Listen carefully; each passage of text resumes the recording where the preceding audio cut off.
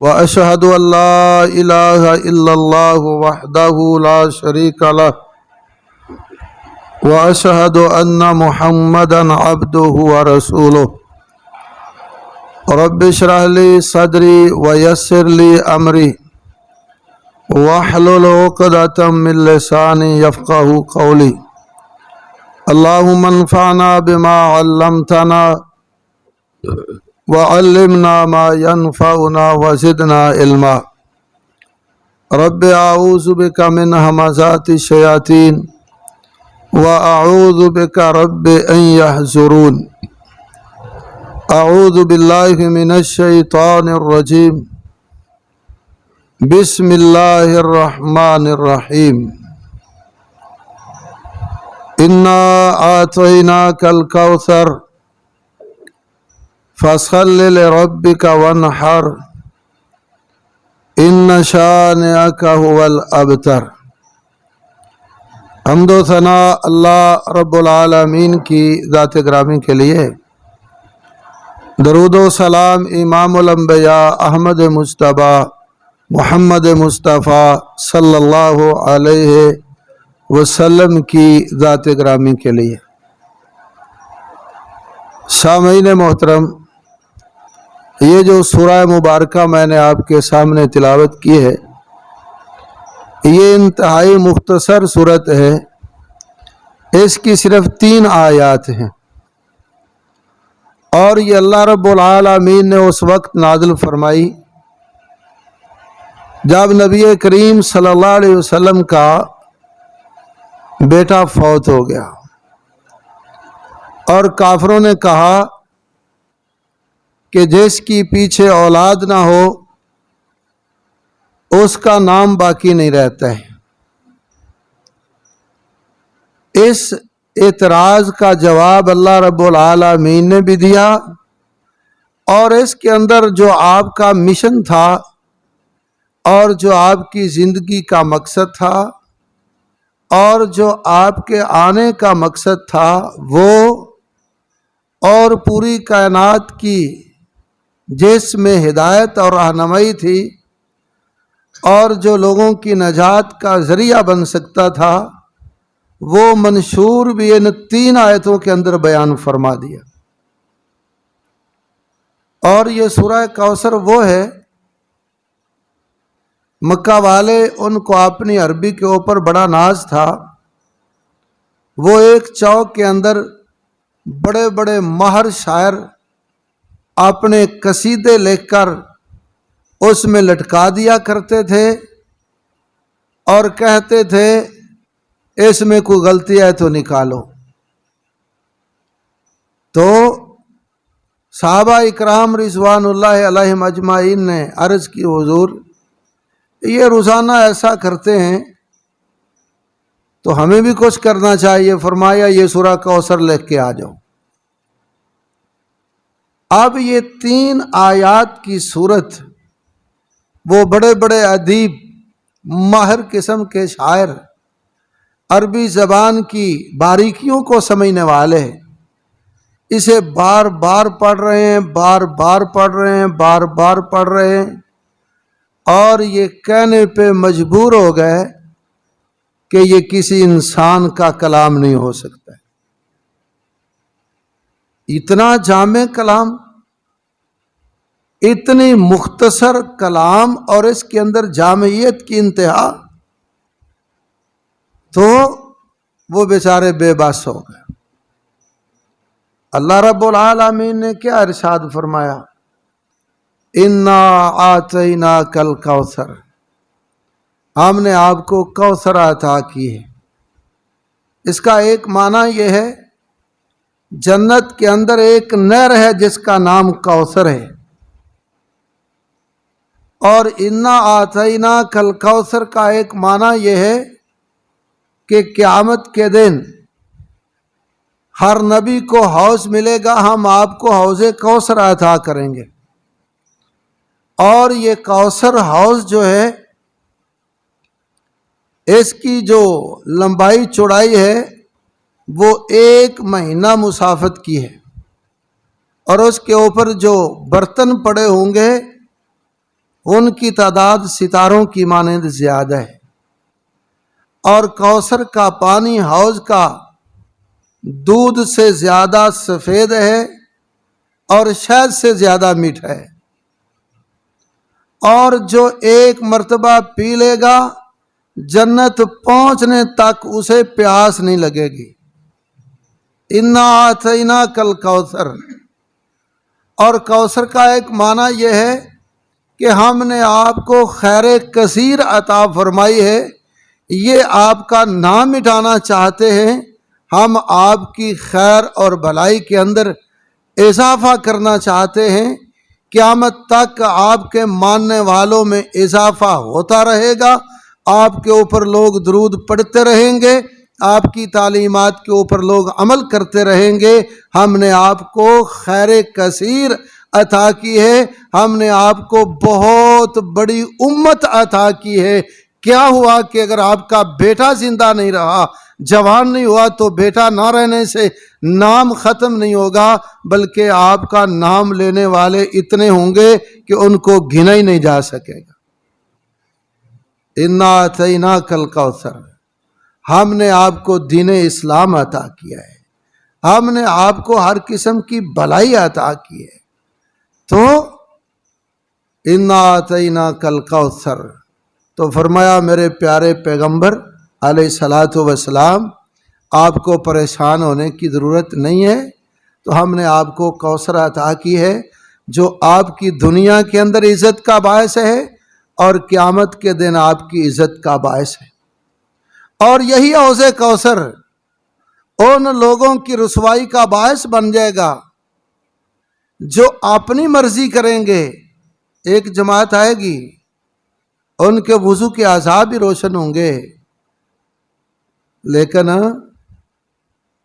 قریب آئیں گے تو دیوار بن جائے گی۔ آپ پوچھیں گے یہ تو میری امت کے لوگ ہیں۔ صحابہ نے یہ بھی سوال کیا تھا کہ اللہ کے رسول صلی اللہ علیہ وسلم، اتنے لوگ ہوں گے آدم علیہ السلام سے لے کر آخر تک، ہر نبی کی امت ہوگی، آپ اپنی امت کے لوگوں کو کیسے پہچانیں گے؟ آپ نے فرمایا وضو پہلے لوگ بھی کرتے تھے، وضو آپ بھی کرتے ہیں، لیکن آپ کا پہلے لوگوں کا فرق یہ ہے کہ میری امت کے لوگ وضو کے اعضاء ان کے روشن ہوں گے، ان کے چہرے چمک رہے ہوں گے، ان کے ہاتھ چمک رہے ہوں گے، ان کے پاؤں چمک رہے ہوں گے، میں اس چمک سے اپنی امت کو پہچان لوں گا۔ یہ وضو جو ہے یہ اس کی بڑی برکت ہے۔ وضو کرنے سے گناہ معاف ہوتے ہیں، ہاتھ دھونے سے ہاتھوں کے گناہ جاتے ہیں، کلی کرنے سے منہ اور زبان کے گناہ معاف ہوتے ہیں، چہرہ دھونے سے یہ جو آنکھیں ہیں ان کے گناہ معاف ہوتے ہیں، کانوں کا مسح کرنے سے وہ گناہ معاف ہوتے ہیں، اور پاؤں دھونے سے پاؤں والے گناہ معاف ہوتے ہیں۔ حتیٰ کہ نبی علیہ السلام نے فرمایا یہ جو ہے نا یہ ناخنوں کے نیچے سے بھی نکل جاتے اور یہ پلکوں کے نیچے سے گناہ نکلتے، اتنا مبالغہ فرمایا محمد الرسول اللہ صلی اللہ علیہ وسلم۔ تو وضو بڑی تسلی سے کریں، جو اسبغ الوضوء، جو اسباغ کرتا ہے اور اس کے بعد دعا پڑھتا ہے، نبی کریم صلی اللہ علیہ وسلم نے فرمایا اللہ تعالیٰ اس کے لیے جنت کے 8 دروازے کھول دیتے ہیں جس میں سے چاہے قیامت کو داخل ہو جائے۔ تو اس لیے وضو میں کوتاہی نہ کیا کریں، وضو پوری تسلی سے کریں، اور وضو کے درمیان باتیں نہ کیا کریں۔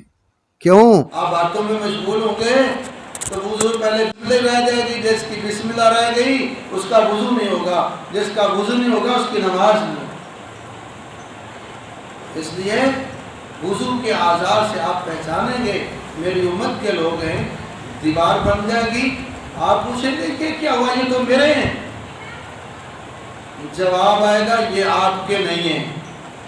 کیوں؟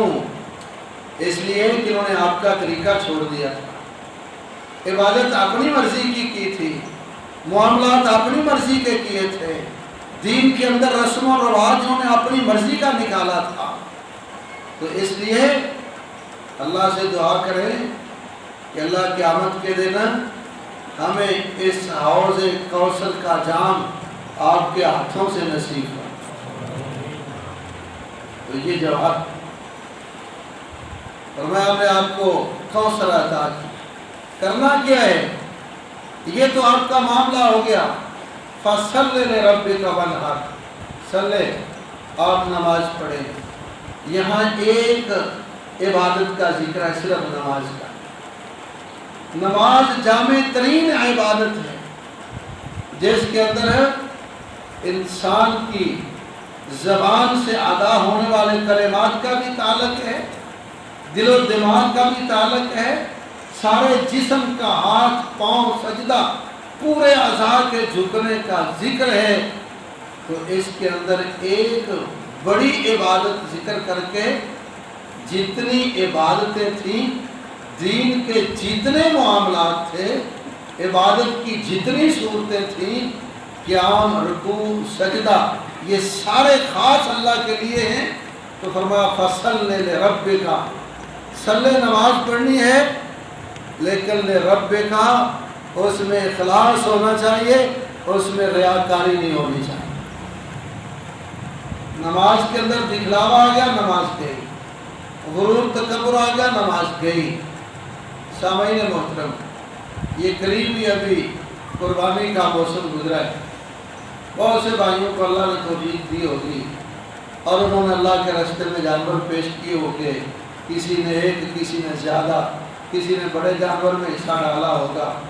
تو اب دیکھیے ذرا، یہ جانور ذبح کر کے اتنے پیسے لگا کر 20,000، 50,000، لاکھ، 2 لاکھ، 3 لاکھ لگا کر اللہ نے نیکی کا موقع دیا، تو کیا یہ نیکی کر کے، قربانی کر کے، کیا ہماری زندگی کے اندر، ہمارے مزاج کے اندر، ہمارے معاملات کے اندر کچھ تبدیلی آئی ہے؟ کوئی ہمارا ذہن، انداز زندگی بدلا ہو، ہماری سوچ بدلی ہو، ہماری نماز کے اندر لذت بڑی ہو، ہماری کوتاہیوں میں کمی واقع ہوئی ہو، ہم نے اپنے معاملات کی اصلاح کی ہو، صلہ رحمی میں اضافہ کیا ہو، اگر تو یہ چیزیں موجود ہیں تو پھر سمجھ لیجیے اللہ نے ہماری قربانی قبول کر لی۔ نیکی کی قبولیت دنیا میں اگر آپ دیکھنا چاہتے ہیں تو نیکی کے بعد نیکی کا تسلسل اگر قائم ہے، نیکی میں محبت میں اضافہ ہے، نیکیوں میں اضافہ ہو رہا ہے، اللہ کے ساتھ تعلق مضبوط ہو رہا ہے، حلال و حرام کی تمیز آپ کو آ رہی ہے، آپ کی زبان پہ اگر کبھی چھوٹ آتا تھا آپ چھوڑ رہے ہیں، یا آپ کو احساس ہو رہا ہے میں نے گالی دے کر غلط کام کیا ہے، میں نے اس کے ساتھ جھگڑا کر کے غلط کیا ہے، مجھے ایسا نہیں کرنا چاہیے تھا، اگر آپ نے کسی سے معذرت کر لی ہے غلطی کر کے، تو پھر سمجھ لے اللہ نے میری نیکی قبول کی ہے۔ اگر اس طرح کا معاملہ نہیں ہے، دل کے اندر تعریف کا جو ہے نا وہ انسان کی چاہت ہے، کسی کے ساتھ نیکی کر لی، اس کا کام کر دیا، اور دل میں بات ہے یار اس نے تو میرا شکریہ بھی نہیں ادا کیا، میری فلاں جگہ پہ تعریف نہیں ہوئی، کئی لوگ ناراض ہو جاتے۔ ایک دوست مجھے بتا رہے تھے کہ ایک آدمی تھا، وہ ہماری مسجد کے ساتھ تعاون کیا کرتا، کسی خاص موقع پہ ان کو سٹیج پہ جگہ نہ مل سکی، بعض دفعہ نہیں پتہ چلتا، بٹھایا نہیں، تو بعد میں ان سے معذرت بھی کی، اس کے باوجود انہوں نے مسجد میں آنا بھی چھوڑ دیا، جو مسجد میں تھوڑا بہت تعاون کرتے تھے وہ بھی چھوڑ دیا۔ کیوں بھائیو کیا ہوا؟ بند کر دیا۔ یہ اللہ کے لیے کر رہا تھا، یہ اللہ کے لیے ہو رہا تھا، کیوں جی؟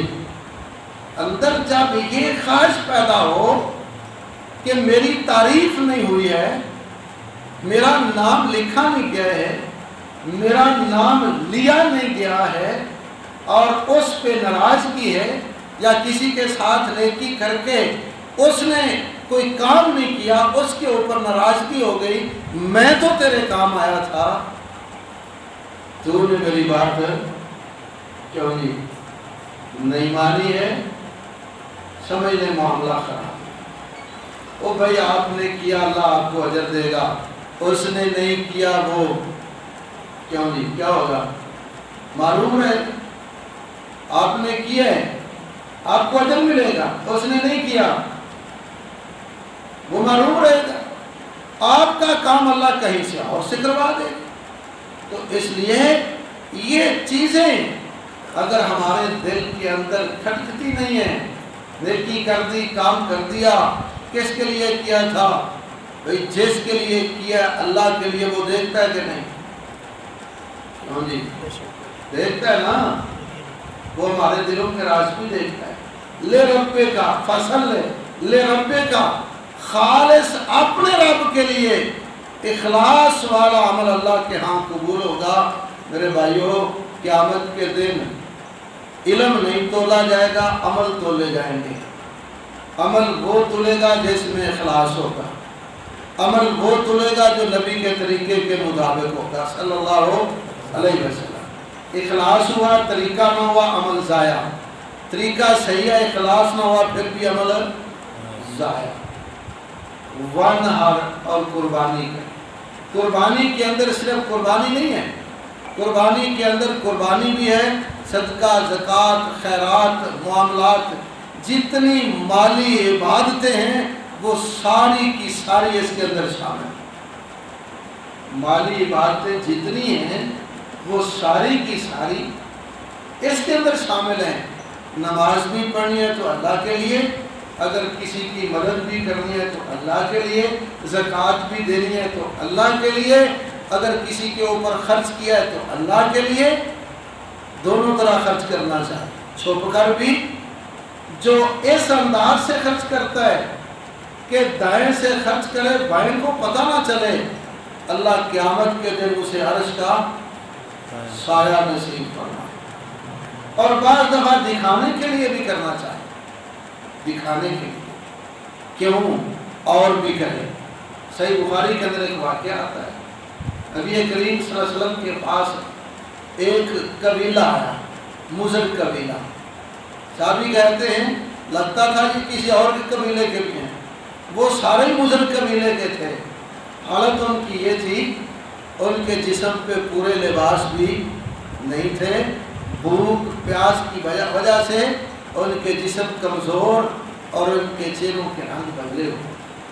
نبی علیہ السلام نے ان کا فقر و فاقہ دیکھ کر آپ پریشان ہو گئے، ایمانداری سے بتائیں کہ ہم میں سے کوئی ایسا موجود ہے جس کی یہ کیفیت ہو، جس کے پاس پورے کپڑے بھی نہ ہوں؟ کمزور سے کمزور کے پاس بھی کئی صورت ہے، اس وقت کی کیفیت آپ کو۔ تو نبی علیہ السلام نے جمع کیا لوگوں کو، مسجد میں اعلان کیا، لوگوں نے خرچ کرنا شروع کر دیا، لیکن رفتار سست تھی۔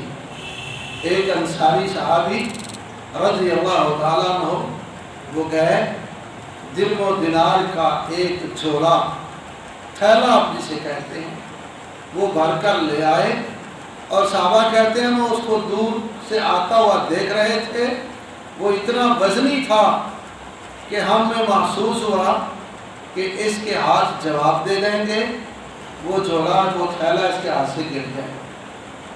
کہتے ہیں ہمارے دیکھتے ہی دیکھتے وہ درم و دینار کا تھیلا اس صحابی کے ہاتھ سے نیچے زمین پہ گر گیا۔ آپ اندازہ لگائیں وہ کتنے ہوں گے؟ کیوں نہیں اس وقت آپ کو تصور کر سکتے ہیں؟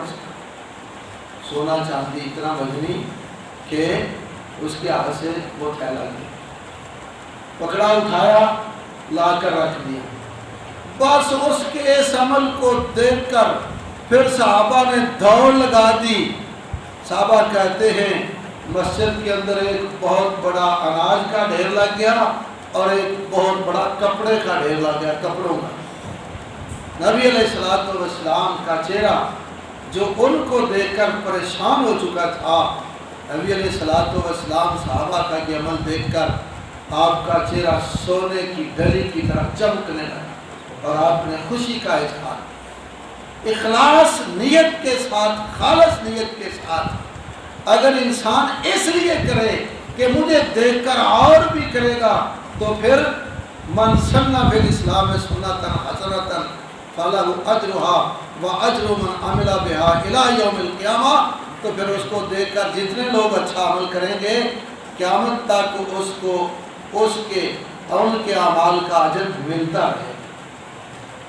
تو اس لیے سامعین محترم، ہمیں اپنی زندگی کے اندر نبی علیہ السلام کا طریقہ بھی اپنانا چاہیے اور اپنے اعمال کے اندر اخلاص پیدا کرنا چاہیے۔ اخلاص اگر نہ ہوا معاملہ خراب ہو جائے۔ اخلاص کے ساتھ ساتھ اور طریقے کے ساتھ ساتھ ایک تیسری چیز جس کی ہمیں بہت ضرورت ہے، اور نبی کریم صلی اللہ علیہ وسلم کی بڑی عظیم صفت تھی وہ نون والقلم وما یسطرون ما انت بنعمت ربک بمجنون وان لک لاجرا غیر ممنون وانک لعلی خلق عظیم۔ تیسری چیز جس کی وجہ سے یہ پورے اعمال ہمارے نامہ اعمال میں رہیں گے، نیکیوں والے پڑھنے میں رہیں گے، کوئی اور نہیں لے جائے گا، وہ اخلاق ہے۔ تیسری چیز کیا ہے جی؟ اخلاق۔ دو چیزیں کون کون سی تھی؟ اخلاص اور دوسری نبی علیہ السلام کا طریقہ اتباع سنت، اور تیسری چیز کیا ہے؟ اخلاق۔ دو چیزوں میں لوگ بہت برے ہوتے ہیں، اکثر اخلاص بھی ہو جاتا ہے اور اتباع سنت بھی ہو جاتی ہے، لیکن جب اخلاق کا معاملہ آتا ہے تو پیچھے رہ جاتا ہے۔ اس اخلاق نہ ہونے کی وجہ سے بھی نیکیاں کون لے جائیں گے؟ دوسرے۔ اس لیے ہم نے اخلاص بھی درست کرنا ہے، اتباع سنت پہ بھی پکے رہنا ہے، اور اپنے اخلاق کا معاملہ بھی درست کرنا ہے۔ اخلاق کے اندر سچ بولنا آتا ہے، اخلاق کے اندر نرم گفتگو آتی ہے، اخلاق کے اندر درگزر آتی ہے، اخلاق کے اندر حسد بغض کینے سے پاک ہونا، یہ اخلاق کی علامت ہے۔ جب انسان کے اندر حسد بغض کینہ اور نفرت ہوتی ہے تو وہ اخلاق کا جنازہ نکلتا ہے۔ اس لیے تین چیزیں ہیں، اخلاص، اتباع سنت اور اخلاق۔ اللہ سے دعا ہے کہ اللہ ہمیں یہ تینوں ہی نصیب فرمائے، کیونکہ یہ نجات کا ذریعہ ہے۔ ان شانئک ھو الابتر، فرمایا محمد صلی اللہ علیہ وسلم آپ فکر نہ کریں، آپ کی تو شان بڑی اعلیٰ، آپ کا مقام بڑا اعلیٰ ہے، آپ کا مرتبہ بڑا اعلیٰ ہے، جنت میں آپ کو مقام محمودہ عطا کروں گا جو آپ کے علاوہ کسی اور کو نہیں ملے، اور حمد کا جھنڈا آپ کے ہاتھ میں ہوگا، کسی اور کو نہیں ملے گا۔ شفاعت آپ کریں گے، شفاعت عظمیٰ، کسی اور کو ہمت اور جرأت نہیں پڑے گی۔ فرمایا دنیا کے اندر بھی اور آخرت کے اندر بھی، وَرَفَعْنَا لَكَ ذِكْرَكَ إِنَّ شَانِئَكَ هُوَ الْأَبْتَرُ، آپ کے دشمن کا نام مٹ جائے گا، تباہ و برباد ہوگا، اس کا نام لینے والا کوئی نہیں ہوگا۔ اللہ مجھے آپ کو عمل کی توفیق عطا فرمائے اور یہ تین نعمتیں ہمیں نصیب فرمائے۔ اللہ ہمارے اوپر راضی ہو جائے، آمین۔ وآخر دعوانا